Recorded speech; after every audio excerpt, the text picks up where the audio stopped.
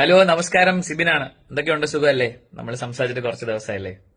അപ്പോ ഞാനിപ്പോ ഈ വീഡിയോ ചെയ്യുന്നത് എന്താണെന്ന് വെച്ച് കഴിഞ്ഞാല്, ഞാനൊരു 3-4 ദിവസം മുന്നേയും ഇന്നുമായിട്ട് ഞാനൊരു വീഡിയോ കണ്ടു. അതായത് നമ്മുടെ ബിഗ് ബോസ് സീസൺ 6 എന്ന് നമ്മുടെ പ്രേക്ഷകരെല്ലാം കൂടെ അടിച്ചിറക്കി വിട്ട ഒരു കണ്ടസ്റ്റന്റ് ഉണ്ട്.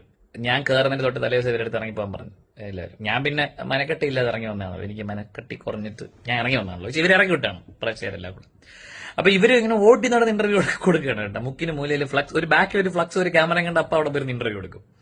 അപ്പൊ ഇവരുടെ ഭർത്താവും കൂടെ ഇരുന്നാണ് ഇന്റർവ്യൂ എടുക്കുന്നത്. അപ്പം അതിൽ എന്നെ കുറിച്ച് ഇവർ പരാമർശിക്കുന്ന ഞാൻ കുറച്ച് കാര്യങ്ങൾ കേട്ടായിരുന്നു. അതായത് എനിക്കുണ്ടായ ഒരു സിറ്റുവേഷൻ, അതിനെക്കുറിച്ചൊക്കെ ഇവരും ഘോരം പ്രസംഗിക്കുന്നത് ഞാൻ കേട്ടായിരുന്നു. അപ്പം ഇയാളുടെ ഭർത്താവാണ് പറയുന്നത്, എന്തോ ഇയാൾ ഒക്കുപേഷണൽ തെറാപ്പിസ്റ്റാ, എന്താ സൈക്കോളജിസ്റ്റാ, സൈക്കാട്രിസ്റ്റ്, മേക്കാട് പണി, റിയൽ എസ്റ്റേറ്റ്, അങ്ങനെ പല പണി ഇയാൾക്കുണ്ട്.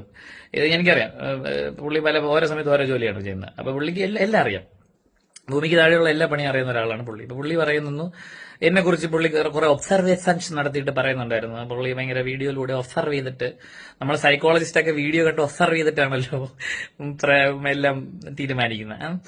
അപ്പം പുള്ളിയോട് എനിക്ക് പറയാനുള്ളത്, നിങ്ങൾ ഹൗസിനുള്ള ഉണ്ടായിരുന്നപ്പോൾ ഞാനില്ലായിരുന്നു. അപ്പൊ നമ്മൾ തമ്മിൽ പേഴ്സണലി അറിയില്ല, നിങ്ങൾക്ക് എന്നെ ഒന്നും അറിയില്ല, ഇൻ ആൻഡ് ഔട്ടോ എന്റെ പേഴ്സണൽ കാര്യങ്ങളോ അല്ലെങ്കിൽ ഹൗസിനുള്ള ഒരു പരിപാടി നിങ്ങൾക്ക് അറിയില്ല.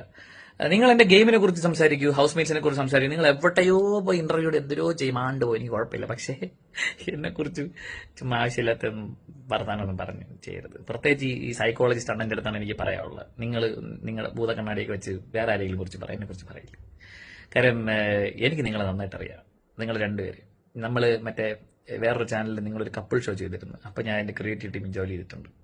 അപ്പൊ അതുകൊണ്ട് നിങ്ങൾ ഇങ്ങനെ നമ്മൾ മാറി നിന്ന് സംസാരിക്കുമ്പോഴും, നിങ്ങളല്ല നമ്മുടെ ക്രിയേറ്റീവ് ടീമായിട്ടുള്ള ഡിസ്കഷൻസിലും അല്ലാതെ പേഴ്സണലായിട്ട് ഇദ്ദേഹമൊക്കെ എന്റെ അടുത്ത് സംസാരിക്കാനൊക്കെ വന്നിട്ടുണ്ട്. ഓർമ്മയുണ്ടോ? എനിക്ക് ഓർമ്മയുണ്ട്. ഓർമ്മയുണ്ടോ ജയൻ ചേട്ടാ? വെറുതെ എന്നെ കൊണ്ട് ജയൻ ചേട്ടന്റെ കോഴിക്കഥകൾ പറയിപ്പിക്കരുത്. വലിയ ഞാൻ പറയുന്നില്ല അണ്ണ. അപ്പോ എന്നെ വിട്ടേക്ക്. നിങ്ങൾ എന്തോ നിങ്ങൾ എന്തെങ്കിലും ചെയ്യും, എന്നെ വിട്. അപ്പോ അത്ര എനിക്ക് പറയാനുള്ളൂ. അപ്പൊ എന്നാ ശരി. യമുനയാற்றிലെ നീരക്കാற்றிലെ കണ്ണനോട്